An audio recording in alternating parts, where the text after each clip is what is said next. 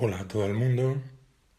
Aprovecho la ocasión para solicitar, si tenéis interés en suscribiros al canal, hacer vuestros comentarios o vuestras peticiones acerca de vídeos, consejos o preguntas que queréis hacer. Y este podcast va sobre tips, trucos, consejos acerca del viaje, la vuelta al mundo. Y, y vamos a comenzar, por ejemplo, por el equipaje. Como recomendación, sería deseable tener un equipaje ligero. En mi caso utilicé una maleta de cabina, lo que me permitió no tener que facturar en ninguno de los vuelos que realicé, que fueron numerosos, porque al final el viaje tuvo una duración de cerca de 5 meses, no llegó a 5 meses, y pude visitar 16 países que más adelante comentaré en cada uno de los países y daré algún detalle sobre ellos. Otro consejo tiene que ver con tener un itinerario flexible que permita, me parece un punto importante porque esto va a permitir disfrutar mucho más del viaje, de tal manera que tengamos para cada país que deseamos visitar un margen de días importante, incluso para algunas partes del viaje dejar una serie de días sin asignar, de tal manera que sobre la marcha se puedan dedicar a un país o a otro. Por otro lado, el presupuesto es un tema importante porque podemos, dependiendo del presupuesto que tengamos, tener un tipo de alojamiento más cómodo, menos cómodo, eh, pero al fin y al cabo eso no debe ser un inconveniente. Me acuerdo que una chica que me inspiró hace unos años llegó a hacer un viaje con un presupuesto, una vuelta al mundo con un presupuesto de 7.000 euros, un presupuesto bastante ajustado, y eso me sirvió un poco de inspiración. En mi caso, pues he tenido la suerte de tener un presupuesto más holgado de 17.000 euros y con este presupuesto tuve un alojamiento en hoteles bastante confortables, cosa que en otro tipo de viajes ha sido pues un alojamiento más sencillo. Pero en este en concreto quería que el viaje fuese cómodo y por lo tanto decidí no escatimar en gastos. Otro tema a tener en cuenta es el que además está relacionado con el equipaje, es el de cómo lavar la ropa. Es decir, al final al llevar un equipaje ligero, decidí utilizar camisetas que se secasen muy rápido, luego pantalones, 3 pantalones, 5 o 6 camisetas, de tal manera que se podía ir lavando la ropa casi en cualquier lugar. Y eso también es un punto que da flexibilidad al viaje y lo hace muy, muy práctico y muy llevadero. Por otro lado, un tema importante, muy importante, es el de los visados, que en la planificación y en la antelación del viaje tenemos que tener en cuenta. Si no recuerdo mal, solamente saqué 2 visados por medio de una agencia que me ayudó a agilizar los trámites, que se llama Visados y Trámites, que se encuentra en Madrid y cuya persona que está al mando se llama Enrique, una empresa, una agencia muy, muy recomendable, y me facilitó los visados de Rusia y Uzbekistán, y, y me resultó bastante práctico el que ellos me hicieran la gestión. Por otro lado, yo gestioné lo que son visas online de, de Australia, de Estados Unidos y de Jordania. Y bueno, toda esta tramitación me llevó alrededor de aproximadamente una semana. Para comprar billetes, este es otro punto importante, En principio miré si salía a cuenta comprar esta serie de billetes que te permiten dar la vuelta al mundo y que lo compras con una, pues eso, eh, lo compras con una compañía, pero vi que no tenía ninguna ventaja especial y al final decidí ir comprando los billetes por tramos y utilizando algunas aplicaciones que permitían ver tarifas bastante económicas. Una de ellas se llama Low Cost, eh, cheap Flights, perdón, Cheap Flights, que sirve para conseguir vuelos de low cost. Pero esta aplicación servía sobre todo para conocer las tarifas. Entonces, teniendo una referencia del precio, eso me permitía comprar en otras aplicaciones, como por ejemplo la que más utilicé seguramente fue la de Dreams, cuyos precios coincidían bastante con los de Cheap Flights. Por otro lado, otra aplicación que usé muchísimo fue la de Booking, que me permitía también hacer una reserva de alojamiento de manera flexible y que me resultó muy cómoda a lo largo de todo el viaje. Y también eso me permitía ir acumulando puntos para que cada vez las ofertas de los alojamientos fueran de un mejor precio. Bueno, en principio diseñé la trayectoria, el trayecto, teniendo en cuenta varios lugares que me hacía mucha ilusión visitar y también decidí hacerlo de oeste a este, teniendo en cuenta la época del año, ya que comenzaba por la época de abril y de esta manera todo iba a encajar con el mejor tiempo, teniendo en cuenta el hemisferio norte y el hemisferio sur a la hora de cómo me iba a desplazar. Y bueno, voy a mencionar los países y luego algunos lugares destacados de estos países. Por ejemplo, empecé con la idea de hacer un recorrido similar al del Orient Express, porque me parecía un recorrido mítico del ferrocarril, famoso ferrocarril que inspiró también en alguna obra de Agatha Christie como Asesinato en el Orient Express, pero luego comprobé que había diversos tramos, distintas posibilidades, pero no resultaba tan cómodo o tan viable como yo pensaba.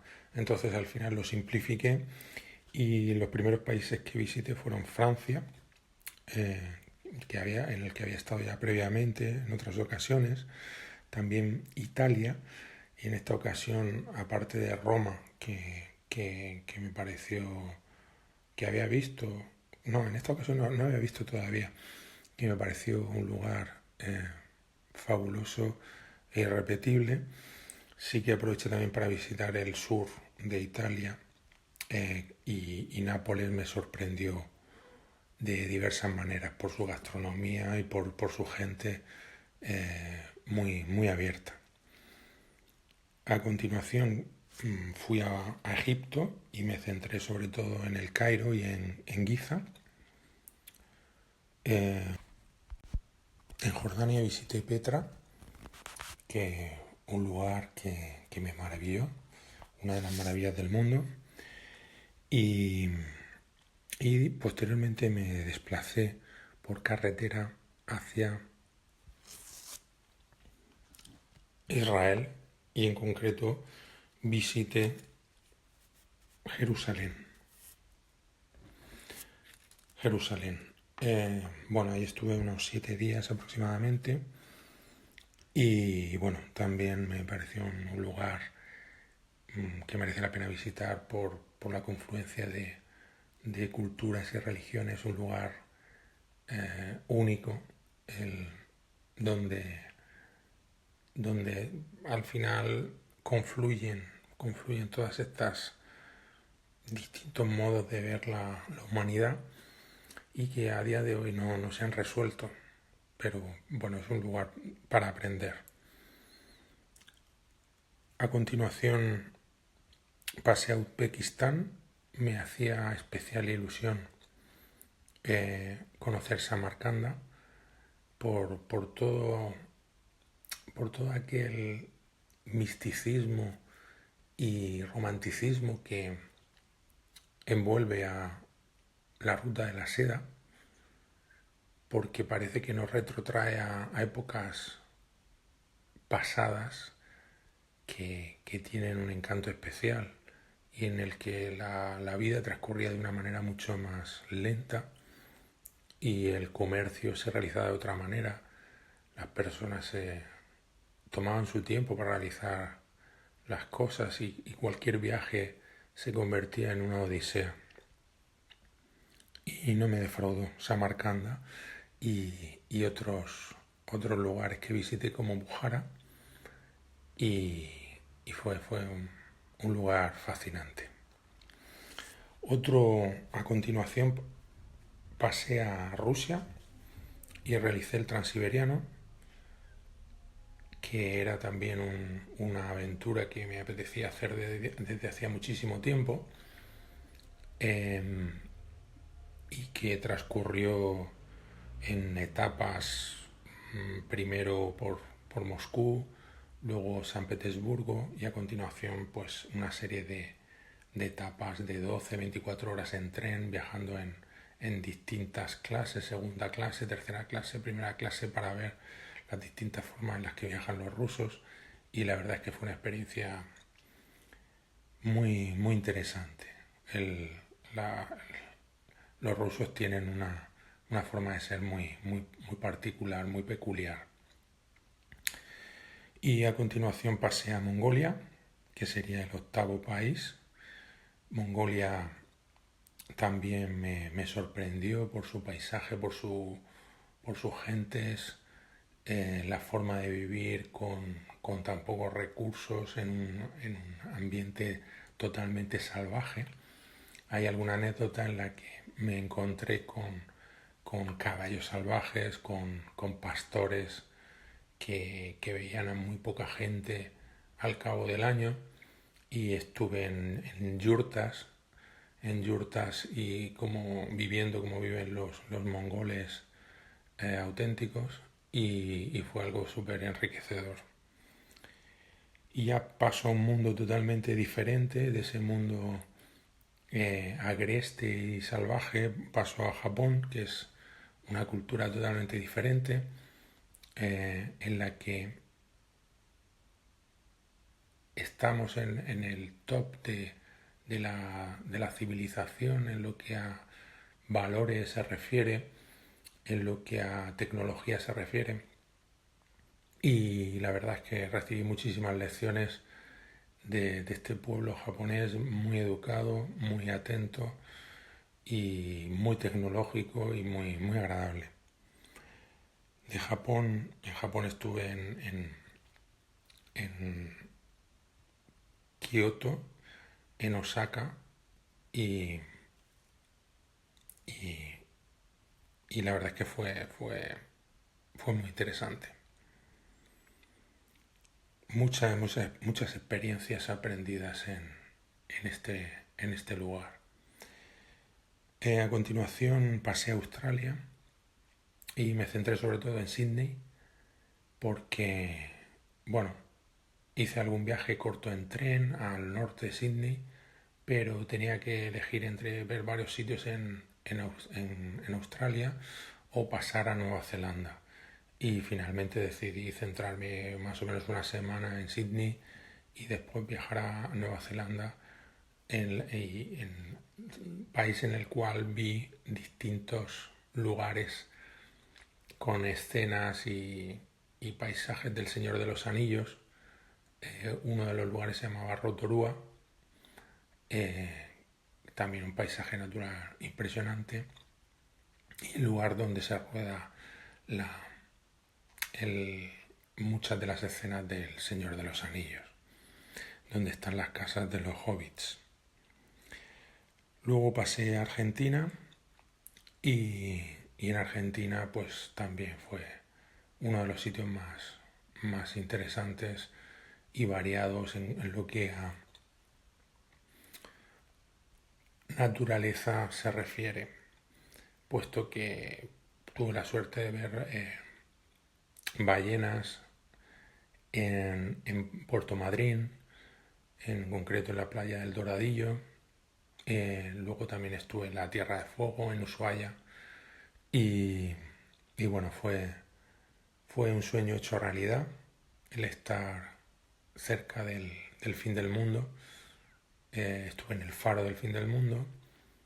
Luego continué al Perito Moreno. También vi los picos de Pine, que eso está ya cerca, está en Chile. Y, y también dentro de Argentina vi las cataratas de Iguazú. Por lo que comentaba antes, lo importante que es tener un itinerario flexible y dejar días para poder improvisar. Tuve la suerte de poder viajar a la isla de Pascua, puesto que no había vuelos regulares durante cada día de la semana, sino que no sé si era un par de días a la semana más o menos, y tuve la suerte de que encajar en el vuelo, encajar ese vuelo y poder estar en la isla de Pascua también aproximadamente una semana. Luego al volver, bueno, la isla de Pascua es un lugar mágico en muchos sentidos, puesto que plantea muchísimos interrogantes. Los moais tienen un marcado contenido, su origen tiene un marcado contenido espiritual, porque representan a determinados clanes fundadores de la isla de Pascua y se hacen en honor a esos jefes de clanes. Y bueno, sin ahondar en más detalles, es un lugar que rezuma magia por todos lados. Terminado el periplo en la isla de Pascua, volví a Argentina y de ahí a Brasil. En Brasil estuve sobre todo, aparte de la otra parte, visité la otra parte, las cataratas de Iguazú, del lado brasileño, y también fui a Río de Janeiro.